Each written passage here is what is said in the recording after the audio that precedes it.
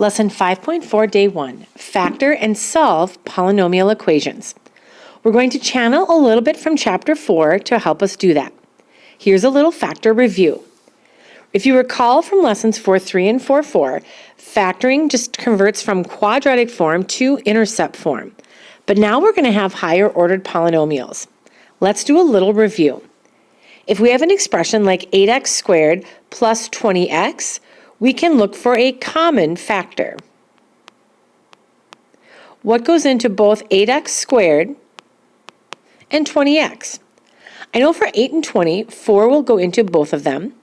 And x squared and x, we could factor an x out of each term. That's our common factor. And now to determine what's left over, technically take each term in the original polynomial and divide by 4x. 8x divided by 4x, we'd have 2x left over, plus 20x divided by 4x, we'd have 5. When asked to factor, that's how you would leave your answer. Now, a more traditional looking quadratic equation would look something like x squared plus 7x plus 12, where we find numbers that multiply to get 12, but also add to get 7. And that would be positive 3 and positive 4. Ooh, that looked really weird. Let's try that again. Positive 3 and positive 4. My pen didn't work super well there. There we go. They multiply to get 12 and add to get positive 7. That would split our quadratic into intercept form. X squared separates into x times x. Both the 3 and the 4 are positive. Therefore, it's plus 3 and plus 4. Now that last one, x squared minus 8x plus 16, two numbers that multiply to get 16. I'm just going to slide this over, but also add to get negative 8. We would have to do negative 4 and negative 4. Sometimes our factors were the same. So then as we separate it into intercept form, you could write it as those two parentheses, or you can write it as one parenthesis being squared. That would be your factored form. Sometimes an expression wasn't factorable, like x squared plus 6. There's no common factor, and I can't really separate the x squared or the 6. If that happens, we leave it in that form. It's not factorable. And then you're done. The last two are going to be called difference of two squares. This is going to be a common factor rule that will apply in Chapter 5. X squared minus 9, if we think about x squared as a perfect square, we can also rewrite 9 as a perfect square. That would separate into x squared, or that would turn into x squared minus 3 squared. When you have a difference of two perfect squares, that separates into two parentheses, and they're both x3, x3. In between them, one is positive and one is negative. That would be the factored form of x squared minus 9 with that bx term in the middle missing. Now, even if there's a coefficient in front of x squared, as long as it's a perfect square, same rule applies. 4x squared, well, 4 is a perfect square. That's the same as 2, and then x squared would be x. 2x squared. 25 is the same as 5 squared. As we separate the two parentheses then, we'd have 2x and 2x. That way together they would make 4x squared. And then 5 and 5. Again, one positive and one negative. Just a quick review of factoring, because as we go into these higher ordered polynomials, we may end up with quadratics as part of the process. When asked to factor completely, it's important to note that your goal is to separate into a product of smaller parts that do not factor further. We check for things like common factors, and we check for things like special factor rules. Let's go ahead and take a look down below at some higher ordered polynomials. Here we're asked to factor higher ordered polynomials. X cubed plus 2x squared minus 15x. Notice we've got an x in each term. That means we could take out a common factor. Notice it doesn't go away though. If we factor x out of each term, we get x, oops, sorry, I don't know why my pen's not working today. X squared plus 2x minus 15 left over. And now look becomes a quadratic, so similar to what we did up above. Can you think of two numbers that would multiply to get negative 15, but also add to get positive 2. So if you break down negative 15, I know 5 times 3 would give us 15, but which number would have to be negative so that when we add, we get negative, or we get positive 2 in the middle? That would make our 3 negative. That means we can split the quadratic into its 2 parentheses. We would have x plus 5 and x minus 3. Always remember to put the original common factor out in front. Here is your factored form for that cubic function. In the next example, we have y as our variable, so recognize that that's going to be in your work. Also noting we have 2y to the 5th, and then 18y to the 3rd. What could we take out of both 2 and 18? We could take out a 2. And then as far as exponents, y to the 5th and y to the 3rd, we can take the biggest amount that they both share. That means we can take out y to the 3rd.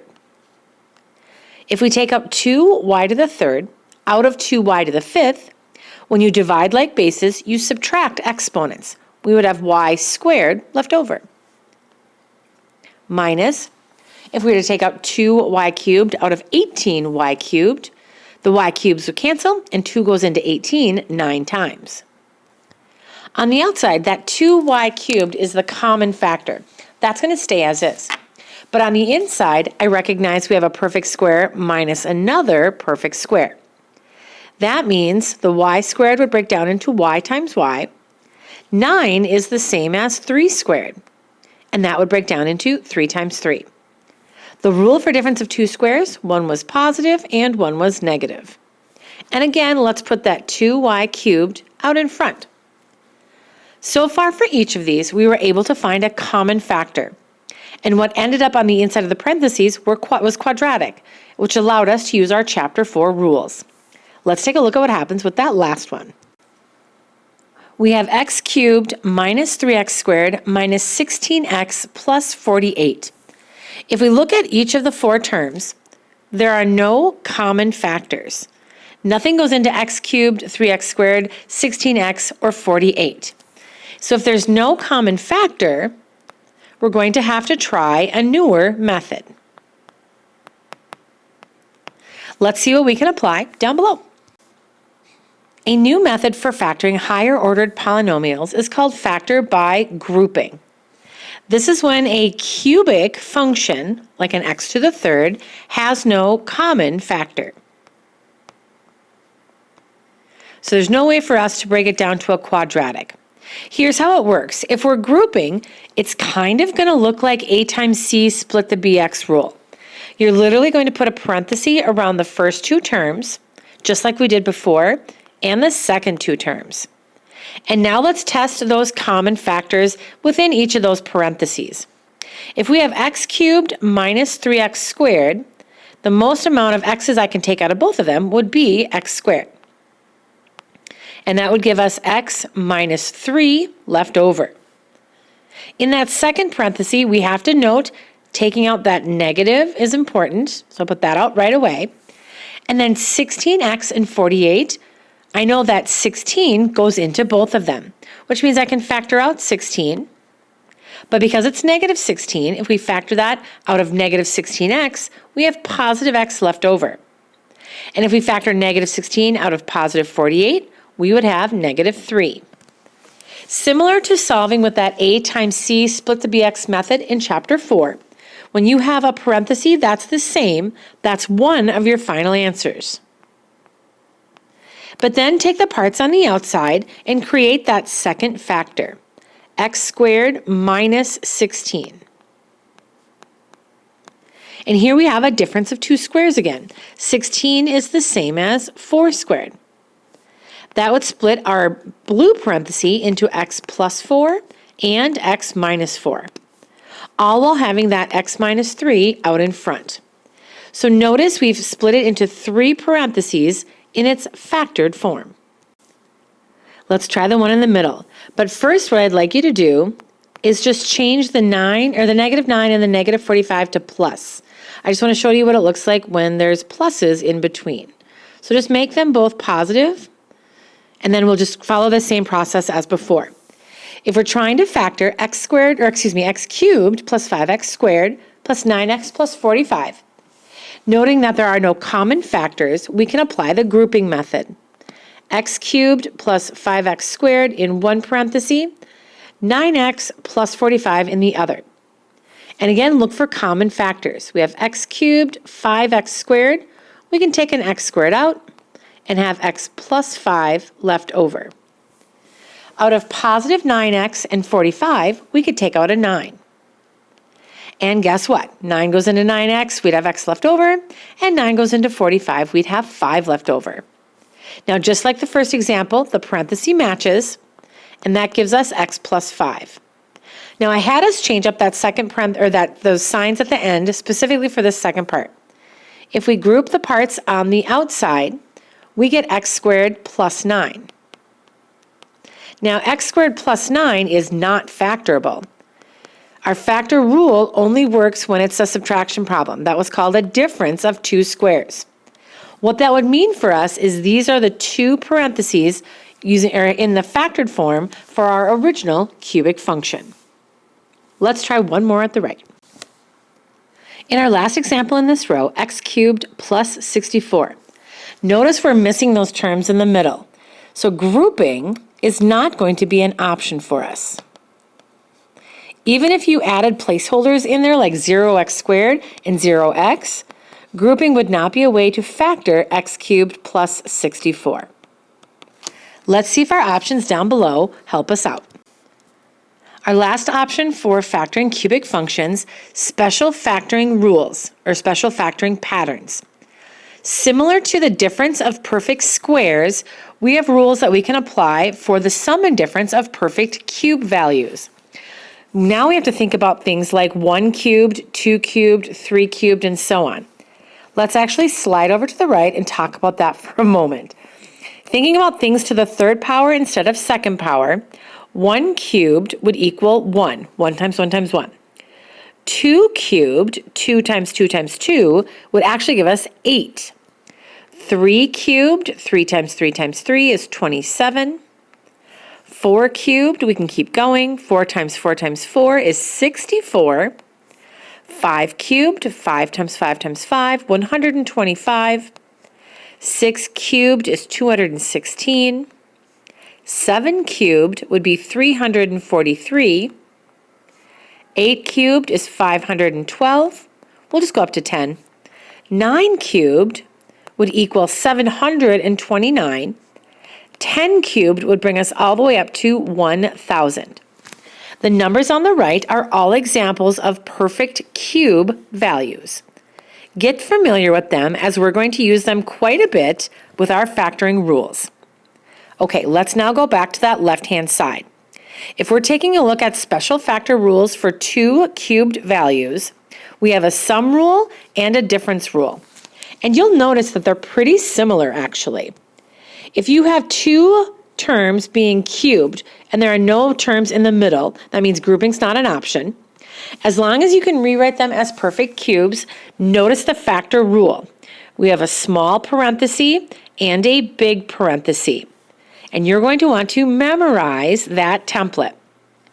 So here's how it works. If we have x cubed plus 64, 64 was on our list of perfect cubes. That's the same as x cubed plus 4 cubed. Now, looking at the order of the letters, every time we see the letter A, x is going to go in its place. And every time we see the B, 4 is going to go into its place. The factored version of x cubed plus 4 cubed will give us a small parenthesis and then a big parenthesis. The x and the 4 go in that first parenthesis and they're separated by addition. Then it says a squared, so for our example, that would be x squared. And it's always minus in that second spot. Then we take a times b, so x times 4. And then it's always plus at the end, b squared. So we're going to do 4 squared. Now that first parenthesis will always be simplified. The second parenthesis we can simplify a little bit further, x plus 4. And then we have x squared minus x times 4 is 4x plus 4 squared is 16. Now this would be the simplified factored form. And one thing to note is that the second parenthesis will never factor further. Even though you see x cubed, you might want to think 3 parentheses. That's as far as it will get for the sum of 2 cubes. On the right, let's talk about the difference. Remember when I said their setup is pretty similar? Take a look. If we're now subtracting 2 cube values instead of adding, notice we have a little parenthesis and a big parenthesis, and the order of the letters stays exactly the same. The only thing that changes is if it's minus originally, the small parenthesis has a minus, and then notice in that bigger parenthesis, all 3 terms are separated by addition. Let's see if we can factor 2m minus 250. Now one thing I notice, I see m cubed, but the 2 and the 250 aren't on our list of perfect cubes. However, we need to recognize that we always look for that common factor first. And I see that 2 goes into both of them. If we factor out the 2, we end up with m cubed minus 125. And 125 is up on that list. That's the same as m cubed minus 5 cubed. Now to separate that, we'll put the 2 out in front for our common factor. Remember, we have a little parenthesis and then a big parenthesis. The little parenthesis, just take each individual term, the m and the 5, and separate them this time by subtraction. In the big parenthesis, take that first term, that m, and square it, and then add the product of m and 5, and then add the second term squared. That would give us 2 times m minus 5 times m squared plus 5m plus 25. And again, that second parenthesis won't factor further. That would be your final answer. I know this is a very lengthy video, but I'd like to give you one more sum of 2 cubes to factor because now we have a coefficient in front of the a. Take a look at 64a cubed plus 343. Please add that to the bottom of your packet and let's factor. One thing to note is that there are no middle terms. We have to be sure we can find perfect cubes to make this work. 64 is a perfect cube. So I can take that entire first term and rewrite it as 4a to the 3rd power. Plus 343 is a perfect cube. That's the same as 7 to the 3rd power. All right, so now as we think about separating our parentheses, the little parenthesis, first term plus second term, now becomes 4a plus 7. That second parenthesis, this is where it gets tricky, and this is why I wanted to have that in here. If we have the first term squared, we have to take 4a and square it. And then the rule is minus. Then it's a times b, or the first term times the second term, 4a times 7. And it's always plus at the end, and then we'll take 7 and square it. The first parenthesis, again, stays the same. That second parenthesis, we're going to have to clean up. If we multiply 4a times 4a, we get 16a squared. Minus 4 times a times 7 is 28a. And then plus 7 squared is 49. And believe it or not, that's the final factored form. Nothing else breaks down for that cubic function. And that's it for 5.4, day 1.